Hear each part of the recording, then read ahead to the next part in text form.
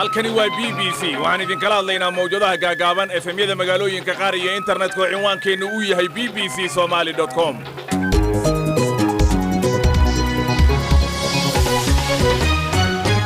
kulan wanaagsan dhammaantiinba Afrikada bari saacadu waa 2 duhurnimo oo gow ah barnaamijka qodobadan idinkugu hayana waxaa ka mid ah shirka dawlad goboleedyada oo dhuusamareeb ka bilowday maanta wararkii u dambeeyay ayaad maqli doontaan 25 sano ka hor xasuuqii muslimiinta Bosnia oo maanta la xusayo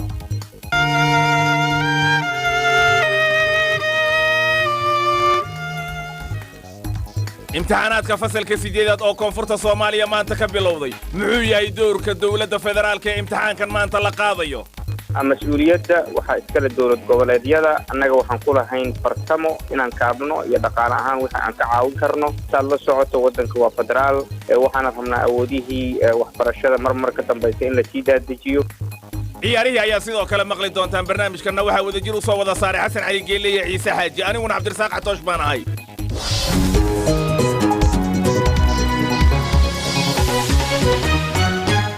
marka hore ku soo dhawaada warkii dunida aadan saalimiin oo London fadhiya inoo haya maasanid Cabdirasaaq Xaaji Xatoosh hogaamiyaasha hadda iyo kuwii hore ee dunida ayaa ka hadlay xuska magaalada Bosnia ku taala ee Srebrenica kaas oo lagu xusayay 25 sano guuradii ka soo wareegtay xasuuqii loo geystay 8,000 oo muslimiin rag iyo wiilal ciidamada Serbiyiinta Bosnia ayaa fuliyay dilkaasi sanadkii 1995 kadib markii ay qabsadeen deegaan ay ilaalo ka hayeen qaramada midoobay intii lagu guda jiray dagaalkii sokeeye madaxweynihii hore ee dalka Mareykanka Bill Clinton ayaa amaanay dadaalada lagu doonayo in mustaqbal wanaagsan loogu dhiso Bosnia dimuqraadiyiinta ayaa cambaarayay go'aanka madaxweyne Trump uu xabsi uga soo saarayo ninka ay xulafada yihiin ee lagu magacaabo Roger Stone si uu marqaati aan jirin oo beena uga dhex furo Koongareeska afayeenka aqalka wakiilada Nancy Pelosi ayaa ku baaqday sharci cusub oo looga hortegayo in madaxweynuhu uu soo saaro cafis noocan oo kale ah Talibanka dalka Afghanistan ayaa waxa ay sheegeen inay sii daynayaan 17 ciidamada ammaanka oo dheeri ah taas oo qayb ka ah maxaabiis isku bedelasho ku salaysan heshiiskii ay la galeen Mareykanka heshiiska ayaa waxaa ka mid ahaa in dawladdu ay sii dayn doonto 5,000 oo maxaabiis Taliban ah iyo in Maleeshiyadu iyaguna ay sii daayaan ilaa 1,000 ciidamada ka tirsan iyo dad rayida halka warkaasi aad ka dhageysanaysaan waa BBC mas'uuliyiinta caasimadda dalka Hindiya ayaa waxa ay kansaleen dhammaanba imtixaanaadkii jaamacadda taas oo qayb ka ah dadaalada lagu xakameynayo fayraska corona Delhi ayaa waxa ay ka mid tahay goobaha ugu ba'an ee cudurka safmarka ee coronavirusku uu saameynta ku yeeshay ugu dambeyntiina ciyaaryahanka kubadda cagta ee lagu magacaabay Jack Charlton kaas oo u soo ciyaaray kooxdii England ee koobka adduunka ku guuleysatay sanadkii 1966 ayaa dhintay isagoo oo ay da'diisu ay tahay 85 jir Charlton waxa uu dhinaca difaaca uga soo ciyaaray kooxda Leeds xilligii ay ugu guusha badnaayeen ee sanadihii 60meeyadii iyo horaantii 70meeyadii warkii oo intaas ku eeg aan dibid ku celiyo Cabdirasaaq Xaaji Xatoosh stuudiyaha magaalada Nairobi aad iyo aad baad u mahadsan tahay dhuusamareeb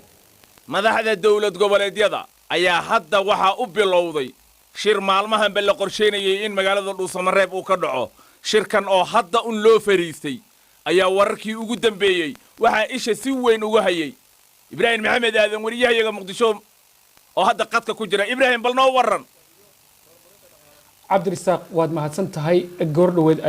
ayuu bilowday shirku furitaankiisa waliba oo khudbadihii madaxda ayaa bilowday madaxweynaha martida loo yahay ee Galmudug Axmed Cabdi Kaariye Qorqor ayaa hadda khudbadiisu bilaabatay waxa uu ku sheegay ujeedada shirka inay tahay in madaxda dawlad goboleedyadu ay iyagu marka hore ay ka wada tashadaan nooca doorasho iyo doorashada la aadi doono marka hay'adaha federaalku ay dhamaadaan khudbadiisa oo goordhoweed bilaabatay oo hadda si toos ah u socota haddaan dhageystayaasha wax ka maqashayna waxa ka mid ah dalkeenu wuxuu soo maray geedi socod dib u heshiisiineed oo dheer markii ugu horeysay wuxuu mira dhalay sanadkii 2000 kadib markii magaalada Cate ee Jamhuuriyadda Djibouti walaalaha nahay lagu unkay dawlad Soomaaliyeed xilliyo iyo cabdirasaaq khudbadaasi ee taariikhda wadata ayuu hadda madaxweynuhu jeedinaya madaxda kale ee fadhiisa shirka waxaa ka mid ah madaxweynaha Puntland Siciid Cabdullaahi Dani madaxweynaha Hirshabelle Maxamed Cabdi Waare madaxweynaha Koonfur Galbeed Cabdi Casiis Maxamed Lafta Gareen iyo sidoo kale madaxweynaha Jubbaland Axmed Maxamed Islaam Axmed Madoobe sidoo kale shirka waxaa jooga xubno ka tirsan golayaasha wasiirada iyo baarlamaan goboleedyada ee maamuladaasi sidoo kale waxaa jooga xubno ka socday bulshada rayidka oo miisaan culus ku tagay shirka Dhuusamareeb horey ururadaasi bulshada rayidku waxay u soo arkeen madaxda federaalka gaar ahaan madaxweynaha iyo ra'iisul wasaaraha iyo gudoonka labada aqal ee baarlamaanka federaalka dabcan indhaha oo dhan waxay ku jeedaan Dhuusamareeb maanta iyo waxyaabaha ay madaxdani halkaasi ka sheegaan iyo aakhirka warkooda ugu dambeeya ee ka soo baxay shirkaasi waa hagaag Ibrahim Maxamed Aadan oo toos ugu jiray ayuu kaasi ahaa wixii ka soo kordha idaacadaheena galabta ayaad ku maqli doontaan sidoo kale website-keena bbcsomali.com ayaa macluumaadka ka soo baxay iyo waxa laga yiraahdo shirka Dhuusamareeb ka socda aad ka daalacan kartaan waa hagaag qodobkaasi waxa fikirkiisa ka soo dhiibtay Mahdi Jibriil Boora Muujooga wuxuu yiri madaxda maamulkada dawlad goboleedyada ee maanta ku shiraya Dhuusamareeb waxa looga fadhiyaa inay ka shiraan sidii dalka ay uga qabsoomi lahayd doorasho hal qof iyo hal cod ah Said Umar ayaa isna waxa uu leeyahay shirkan laga filayo in maanta Dhuusamareeb uu ka furmo runtii waan soo dhaweynayaa waxaan rajaynayaa in natiijo ku soo qancaan dhammaan ummadda Soomaaliyeed ay ka soo bixi doonto waa hagaag xus lagu soo bandhigayo 25 sano ka hor wixii ka dhacay Bosnia ayaa maanta ka dhacaya Bosnia waana xasuuqii Srebrenica ka dhacay oo lagu laayay 8,000 oo muslimiinta Bosnia ah ciidamada Serbia ayaa barigaasi dilay baa la yiri dad shacab ah ciidamo ka socda Netherland ayaa la afduubay markii dadkaasi la laaynayay kadibna waxa la laayay dadkii shacabka ahaa ee deegaanadaasi ku sugnaa ku xigeenka duqa magaalada Srebrenica Hamdiyaje Fejsik oo xuska maanta ka hadlay ayaa sheegay inay muhiim tahay in dunidu ay xasuusato wixii ka dhacay Bosnia barigaasi Danas smo ovdje jer nam naša kultura sjećanja nalaže da ne zaboravimo i posjećamo da je waxaan maanta halkan ugu kulmaynaa waa dhaqankeena iyo xusuusteena oo nafaraysa inaanan ilaawin wixii dhacay waxaan xasuusanaynaa xasuuqii Srebrenica ee lagu xasuuqay muslimiinta Bosniyiinta waxaan halkan u joognaa inaan fariin ka dirno halkii uu xasuuqa ka dhacay mana ahan taasoo kale inay qof kale ku dhacdo mar kale dadkaas la laayay dartood ayaan maanta halkan u joognaa carruurteena dartood ayaan halkan u joognaa si aan ugu sheegno wixii dhacay si loo xusuusto dadkii waxyeeladu ay soo gaartay runtana loogu gudbiyo jiilka cusub si aanan loo ilaawin xaqiiqada wixii dhacay da generacije prenose novim naraštajima istinu i da se ta istina nikad ne zaboravi. madaxweynihii hore ee Mareykanka Bill Clinton oo xilligaasi uu xasuuqa dhacayay xilka hayay ayaa fariin muuqaal ah oo uu soo diray wuxuu ku sheegay oo uu ku amaanay dadkii dhisay dawladnimada Bosnia nabadda kadib wuxuu Clinton sheegay inay muhiim tahay in la xasuusto wixii dhacay 25 years later we don't seem to have learned very much in a lot of places. Even as you have honored the 25 sano kadib uma muuqato inaan cashar ka baranay xitaa haddii aad ixtiraamtay tanaasulaadka siyaasadeed ee adkaa ee lagu gaaray heshiiska nabadda ee Dayton kaasoo qayb lixaad leh ka qaatay in nabadda ay sii jirto ayaa waxaa xilligan la jooga aad muhiim u ah in manka lagu hayo in Bosnia iyo dunida oo idin loo baahan yahay dimuqraadiyad dhab ah iyo ka go'aansho buuxdo ah oo ay bulshooyinka idil qayb ka yihiin requires a genuine commitment to an inclusive society. Munira Subasic oo madax u ah hooyooyinkii Srebrenica ayaa iyana sheegtay in dadaalka loogu jiro in cadaalad ay helaan dadkii ehelkooda la laayay ay tahay dadaal aanan dhammaani doonin. Prva moja je poruka zločincima koji su počinili zločin i genocid. fariintayda ugu horeysa waxay ku socotaa dambiilayaasha dagaalka iyo kuwii ka dambeeyay dambigii xasuuqa meel walba oo aad joogtaanba waan idin dabageli doonaa ilaa aan idinka soo helno mid inaga mid ah ayaa mar walba idin dabageli doono waa xaqeena waana waajibaadkeena fariintayda labaad waxay ku socotaa kuwa diidaya in xasuuq dhacay ma guulaysan doontaan nama daalin doontaan namana cabsiin doontaan jiilka carruurteenna ayaa dagaalkan sii wadi doona oo sideenna camal ah balse aanan nacayb ku korin Djeca koja nisu odgajana u mržnji kao i mi majke. Munira Subasic waxay madax u tahay hooyooyinkii Srebrenica warbixintaasina waxay u dambaysay wararkii ku saabsanaa xasuuqii 25 sano ka hor dhacay oo maanta la xusayo. BBC waxaad ka heli kartaa wararkii ugu dambeeyay ee Soomaaliya iyo caalamka oo dhan maalin walba. sidoo kale waxaan idin xasuusinayaa inaad naga dhageysan kartaan barteena Facebooka. hagaag imtixaanaadka fasalka 8aad ayaa magaalooyin badan oo koonfurta Soomaaliya ku yaala maanta ka bilowday, balse waxaa jira su'aalo la iska weydiinaya taxadirka fayraska corona. casharada fasalka 8aad oo bilihii u dambeeyay aan iyagana sidoo kale si fiican iskuulaadka loogu qaadanin. arrimahaas oo dhan waxaan ka waraystay Cabdiraxmaan Maxamuud Cabdilla Jaabir, wasiiru dawlaha wasaaradda waxbarashada Soomaaliya oo qadka telefoonka iigu waramay. si qurux badan ayuu u bilowday. guud ahaan waxaa fadhiisanaya imtixaanka ilaa 37,000 arday ku dhow.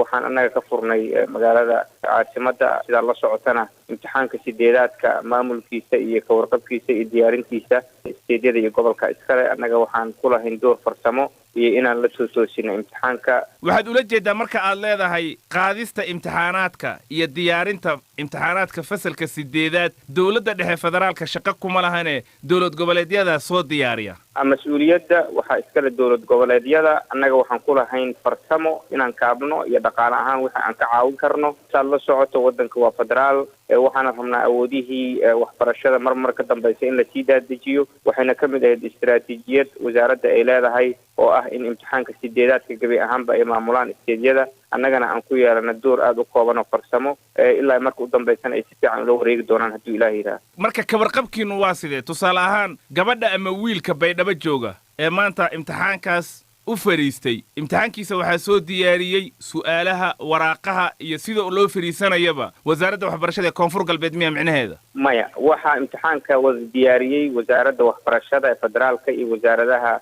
dowlad goboleedyada. marka hore waxa la diyaariyey waxay ahayd saad la socoto manhajkii waxaa la dhaqangeliyey fasalka 1 ilaa iyo 8aadka sanadkii lasoo dhaafay, kaasoo ay diyaarisay wasaaradda waxbarashada iyo tacliinta sare. wuxuuna inta badan imtixaanka ka yimid manhajkaas. marka waxaan annaga inta badan waxay ahayd ka caawinaynay farsamo ahaan diyaarinta imtixaanka, awoodda imtixaanka uu yeelan karo, qaababka loo diyaariyo iyo mataqaanaaye farsamo ahaan imtixaanka maanta loo fadhiiso koonfur galbeed iyo kan gobolka banaadir iyo kan galmudug iyo kan jubbaland. waxoo dhan marka la fiiriyo waa hal imtixaan oo standard ah oo isku mid ah. laakiin doorka aan ka hadlayo waxay ahayd doorka farsamo oo aan ka caawino guddiga imtixaanka iyo qabanqaabadiisa iyo diyaarintiisana wuxuu ku imaanayay isteedyada iyo gobolka banaadir. fasallada lama dhiganaynin muddo bilo aba cudurka corona dartiis. ardaygii intaasoo bilood aan fasal gelin casharana baranin ma isleedahay imtixaanka wuu wajihi karaa? catooshow sidaa la socoto horta imtixaanka waxaa lagu soo qotomiyaa ama qiimayntiisa u noqdaa ardayga wax uu bartay wixii loo dhigay. runtii imtixaanka markii covidka u dhacay waxaa ka dhimanaa bil iyo xoogo ama 2 bilood ku dhowaad. waxaan aad uga shaqaynay inaan materialka iyo warqadaha iyo fasalada qaarkood online ku baxay in la gaarsiiyo. sidaa la socoto iskuullada annaga aan gacanta ku hayno dawladda, qaarna annaga gacanta ku hayno, qaarna maamulada daladaha waxbarashada iyo wasaaradda ayaa mataqaanaa ka wada shaqeeya. waxaan mar walba xaqiijinaynay in ardaydaas uu waxbarashadii gaarto. imtixaankana wuxuu ku qotamaa ugu badan oo ka imaanaya waxay annagoo duruuftaas ardayda qiimeynaynay iyo waxay soo barteen ayaa waxaan inta badan ku jaangoynay ardaydii waxa loo soo dhigay iyo waxa ay yaqaaneen oo soo barteen. cudurka corona ayaa jira, afka iyo sanka in la xirto, gacmahana la dhaqmana waa qaabka looga hortegi karo. intuu imtixaankan socdo ma hirgelin kartaan in ardayga afka iyo sankaba u xiran yihiin, inaysan isku dhowaanin, in gacmaha la soo dhaqdo, in macaamilka fasalka dhexdiisa la yareeyo? bal taasna ka warran. runtii aad ayaan uga taxadarnay. haddaad aragtidna waxaad arki doontaa iyadoo la dabaqaayo tambareejaradii iyo qandhacabirka iyo guud ahaan maaska ardada oo macnaha ay qaateen. waxaa la sheegayaa meelaha qaarkood in imtixaanka la gaarsiinin degmooyinka, gaar ahaan kuwa ama diyaarada aysan tegi karin ama gaari. ardayda magaalooyinkaas joogo oo imtixaankii ka baaqday, muraaqibkii tegin, dawladdana gaarin, maxaa laga yeeli? waxaa muxusid mudan imtixaankan 8aadka iyo koonfurada waxaa ka qayb qaadan doona ilaa iyo 5,000 oo kormeerayaal iyo shaqaale iyo ciidan isugu jira. runtii waxaan aad ugu taxadarnaa meel kasta imtixaanka inaan gaarsiino. meelaha gaar ahaan aan duruufo gaara uga dhici waayan waxaan isku daynaa ardayga meesha ugu dhow oo uu ku geli kara in la geeyo ama la gaarsiiyo. marka ma jirto meelaan ilaa hadda aan ognahay oo imtixaanka aan la gaarsiin. cabdiraxmaan maxamuud cabdille oo jaabir loo yaqaano, wasiiru dawlaha waxbarashada Soomaaliya, muqdisho jooga qadka telefoonka ayuu iigu waramayay. wahagaag aan dhuusamareeb mar kale ku noqdo. boqolaal qof oo wafdi ah oo magaalooyin kala duwan ka tagay iyo weliba ciidamo ilaalo ah ayaa dhuusamareeb gaarayay 2 beri ee u dambaysay. magaalada ganacsigeeda ayaa lagu soo warramayaa inuu wax weyn iska beddelay maadaama dad dheeri ah ay magaalada yimaadeen xasan daahir maxamed waa maamule hotel ku yaala magaalada dhuusamareeb arrimahaasi ayuu BBC-da uga warramay iyo sida ganacsiga magaalada uu mashquulka u noqday way saamaysaa la dhihi karaa si positive ah marti badan baa jirta oo degan hotelka jamaasho makhaayada kuwa kale oo banaanka delivery loo sameeyo oo isugu jira madax iyo ciidan iyo dadkii la socday marka saamayn fiican ayaan dhihi karaa runtii ma waxaad isleedahay dhaqaalo ka badan kuwii bilihii hore kusoo geli jiray ayaad haatan heshaa si fiican waayo waad dareemi kartaa in markii madaxa noocaana iyo shirar noocan oo kale ay dhacayaan in businessyada ka faa'iidaysan kara in uu cash flowgooda uu kordhayo waad dareemi kartaa inkasta oo maaragtay profit iyo dib laga xisaabtami karo laakiin hadda shaqadu sida ay ku socoto in maaragtay ay tahay shaqo mashquul ah oo ka duwan tii hore wejiyo cusub oo badan lala macaamilayo oo u badan dad high profile ah una badan dadka dhinaca siyaasadda ka shaqeeya marka waxyaabahaas oo dhan marka la isku daro waxay sameeyeen saamayn positive ah dhankayga wafuudan tirada badan ee ganacsatada adiga oo kale ka macaashayaan ma u haysaan adeegyadii ay u baahnaayeen haddii ay noqon lahayd cunno iyo jiifba markaan cabdiqaadir runta kuu sheego waxaan nahay businesska kale ee capacity-ga noocaana leh ee magaalada ka jira martigeliyey madaxdii iyo dadkii yimi marka runtii si fiican baan maaragtay soo dhaweynay annagoo garab ka helayna xukuumadda iyo madaxtooyada iyo baarlamaanka iyo dadka deegaanka oo maaragtay dhammaantood arrintan iska kaxshaday guryo fiican oo qurux badan oo dad marti kala duwan wasiiradii iyo madaxdii maamul goboleedyada ee la dejiyey iyo dadkii kale ee la socday shaqaalaha ahaa ee xaruma ciidan oo ciidamadii maaragtay la dejiyey iyo meelihii madaxda degtay intaba servicekeena ayaan gaarsiinaa waxayna u muuqataa inaan ku filnaanay wejiga koobaad iyo wejiga labaad labadaba oo shirka ayoo la filayo maanta inuu furmayo oo sabti ah ka waran dhanka shaqaalaha meheradaada ka howlgala ma ku filnaanayaan shaqada mise waxaad u baahnaanaysaa inaad kuwa cusub qorto waxaan sii ogaanay bishii 5teedii iyo 6deedii iyo bishii hore dhammaadkeediiba in shirkan ay suurtagal tahay inuu meeshan ka dhaco haddana bishii 3deedii 4teedii ayaan ogaanay in 9 bisha ay maaragtay madaxda halkan imaanayso marka shaqaalaha waan badinay shaqaale casual ah ama maaragtay inta shaqadan socoto shaqeeya iyo shaqaale aan anaga baranjiye kale oo aan leenahay oo ku yaala degmooyin kale oo galmudug ah iyo caasimadda ka yimid ayaan maaragtay kusoo biirinay si aan u xoojino ama aan ugu babacdhigno ama maaragtay aan ugu guulaysano inaan isku filnaansho gaarsiino deegaanka maaragtay dadka yimidna aan u helno service ku filan iyo shaqaale ku filan marka maanbawr ahaan waan kordhina shaqaalaha 40% ayaa la dhihi karaa xasan daahir maxamuud ganacsade jooga dhuusamareeb oo BBC-da u warramaya ayuu kaasi ahaa wahagaag ciyaarihii horyaalka England weli waa uu socdaa inkastoo koobka Liverpool ay hore u qaaday haddana kooxuhu waxay ku tartamayaan lambarada 2, 3 iyo 4 kooxo kalena inay Premier League hoos uga dhacaan ayay diidan yihiinoo guntiga ayay si fiican u giijiyeen maanta yaa wada ciyaaraya Norwich iyo West Ham United ayaa kulmaya Watford waxay martigelinaysaa Newcastle Liverpool oo koobka horay u hanatana Burnley ayaa gurigeeda ugu imanaysa Sheffield United iyo Chelsea way sarkayaan Brighton iyo Manchester City-na way kulmi doonaan idaacadahan oo intan wararkan ciyaaraha oo intan ka dheer idaacadeena galabnimo ee 5 Afrikada bari ayaad maqli doontaan balse haatan ku soo dhawaada barnaamijka dadka warkooda la doonayo ee baafinta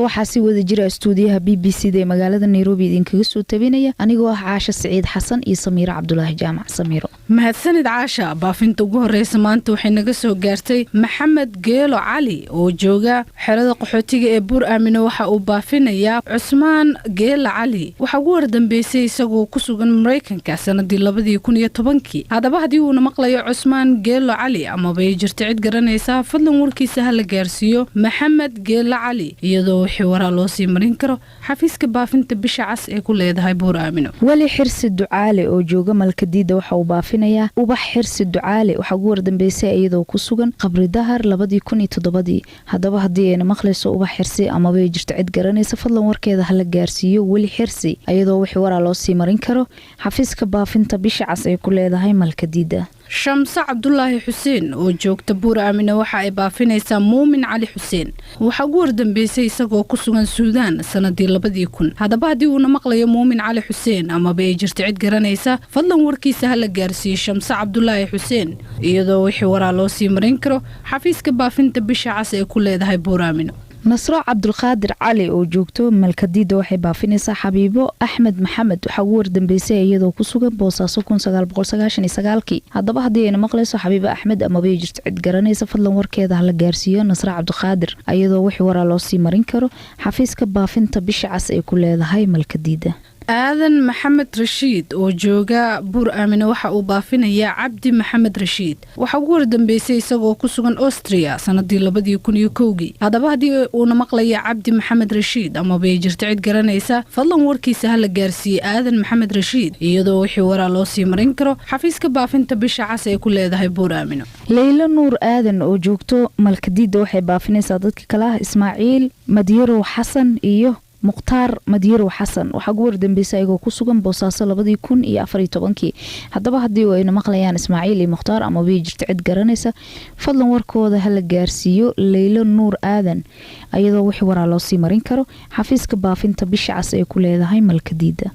yacquub ibraahim siciid oo jooga malkadiida waxa uu baafinayaa cabdulaahi ibraahim siciid waxaa ugu wardambeysay isagoo ku sugan dalkani kenya sanadii 2009 haddaba haddii uuna maqlaya cabdulaahi ibraahim siciid amaba ay jirto cid garanaysa fadlan warkiisa hala gaarsiiyey yacquub ibraahim siciid iyadoo wixii waraa loo sii marin karo xafiiska baafinta bisha cas ee ku leedahay malkadiida xasan xuseen tifow oo jooga malkadiida waxa uu baafinayaa suldaano xuseen tifow waxaa ugu wardambeysay iyadoo ku sugan suudaan 1962 haddaba haddii ayna maqlayso suldaano xuseen amabay jirto cid garanaysa fadlan warkeeda hala gaarsiiyo xasan xuseen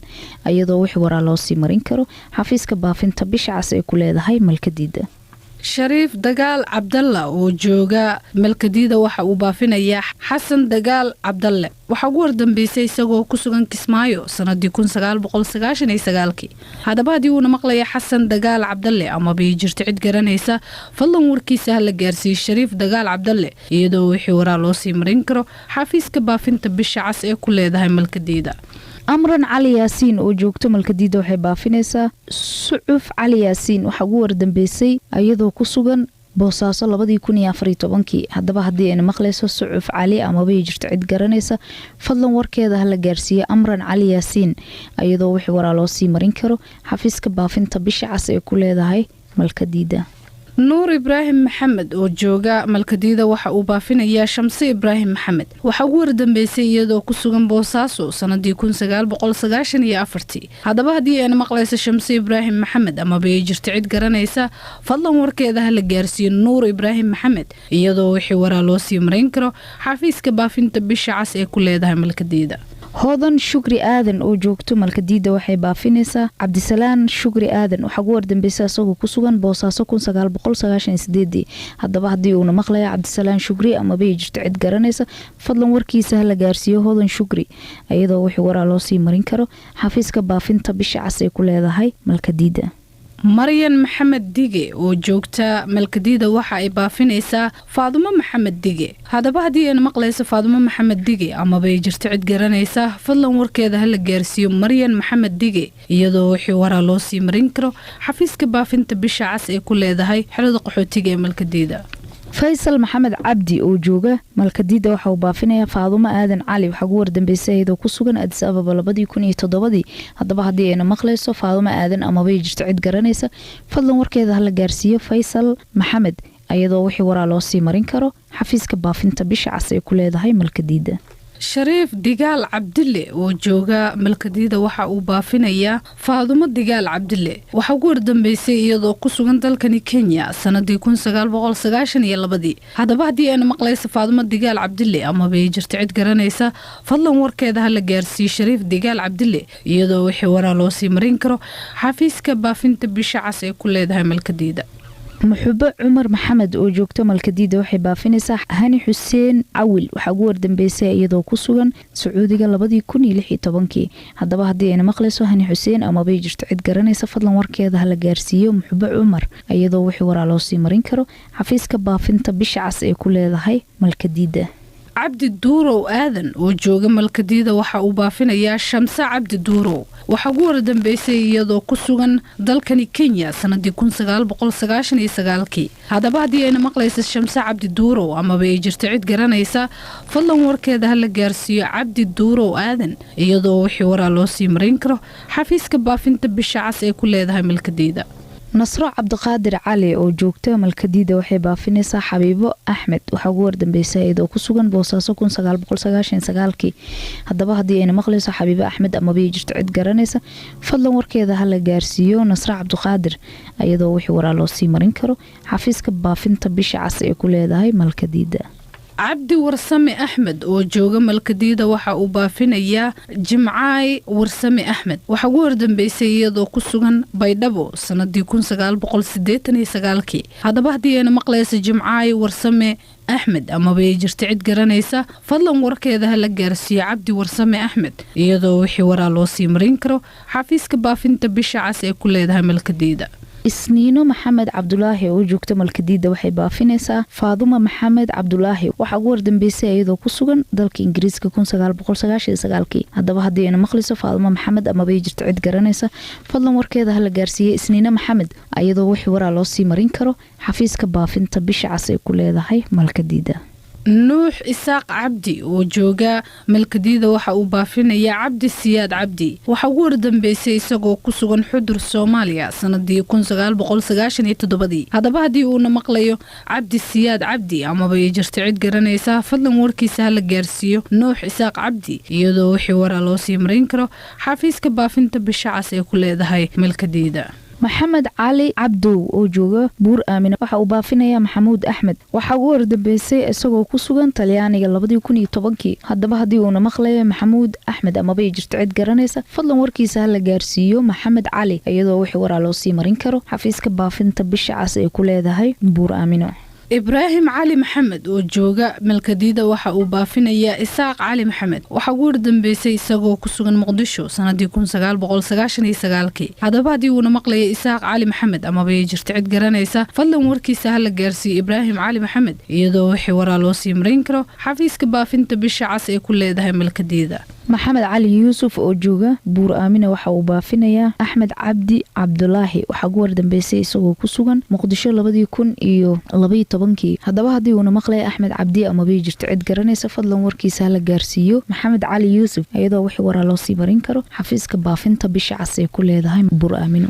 maxamed aadan gaabow oo jooga malkadiida waxa uu baafinayaa cusmaan bare gaabow waxaa ugu wardambeysay isagoo ku sugan muqdisho sanadii 1997 haddaba haddii uuna maqlayo cusmaan bare gaabow amaba ay jirto cid garanaysa fadlan warkiisa hala gaarsiiyo maxamed aadan gaabow iyadoo wixii waraa loo sii marin karo xafiiska baafinta bisha cas ee ku leedahay malkadiida tacaab cabdi idris oo jooga buur aamine waxa uu baafinayaa shire maxbuub bashiir waxaa ugu wardambeysay isagoo ku sugan cumaan 2015 haddaba haddii uuna maqlayo shire maxbuub amaba ay jirto cid garanaysa fadlan warkiisa hala gaarsiiyo tacaab cabdi iyadoo wixii waraa loo sii marin karo xafiiska baafinta bisha cas ee ku leedahay buur aamino aadan shilow maxamed oo jooga buur aamine waxa uu baafinayaa dadka kale ah shukri shilow maxamed iyo cabdiye maxamed juuriye waxaa ugu wardambeysay iyagoo ku kala sugan ethoobiya iyo kenya haddaba haddii ayna maqlayaan amaba ay jirto cid garanaysa fadlan warkooda hala gaarsiiyo aadan shilow maxamed iyadoo wixii waraa loo sii marin karo xafiiska baafinta bisha cas ee ku leedahay buur aamino cabdiqaadir cumar geedi oo jooga malkadiida waxa uu baafinayaa xasan isaaq xuseen waxaa ugu wardambeysay isagoo ku sugan soomaaliya 1999 haddaba haddii uuna maqlayo xasan isaaq amaba ay jirto cid garanaysa fadlan warkiisa la gaarsiiyo cabdiqaadir cumar iyadoo wixii waraa loo sii marin karo